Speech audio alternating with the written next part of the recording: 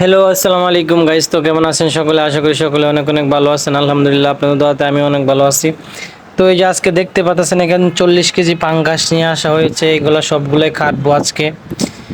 তো শেষ পর্যন্ত ভিডিওটা দেখবেন। আমি এই যে কাটা স্টার্ট করে দিলাম, পাঙ্গাস মাছ কাটতে বসে পড়লাম।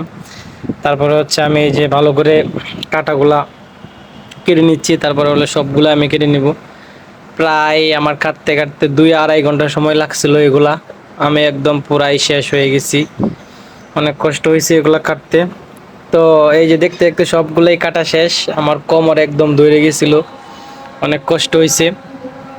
তারপর হচ্ছে এগুলো এখন ভালো করে ধুয়ে ফেলবো। ধোয়ার পরে হচ্ছে আপনি লবণ দিয়ে ধুবো। ধোয়ার পরে হচ্ছে আমি এগুলো ফ্রিজে রাখার জন্য, হ্যাঁ, সবগুলো একসাথে গুনে গুনে তারপরে কয় পিস করে রাখবো, সবগুলো গুনে গুনে প্যাকেট করে ফ্রিজের ভিতরে রেখে দেবো। তো আপনারা কে কে পাঙ্গাস খাইতে পছন্দ করেন? আমি কিন্তু পাঙ্গাস খাই না, পছন্দও করি না, তারপরেও কাটতে হয়।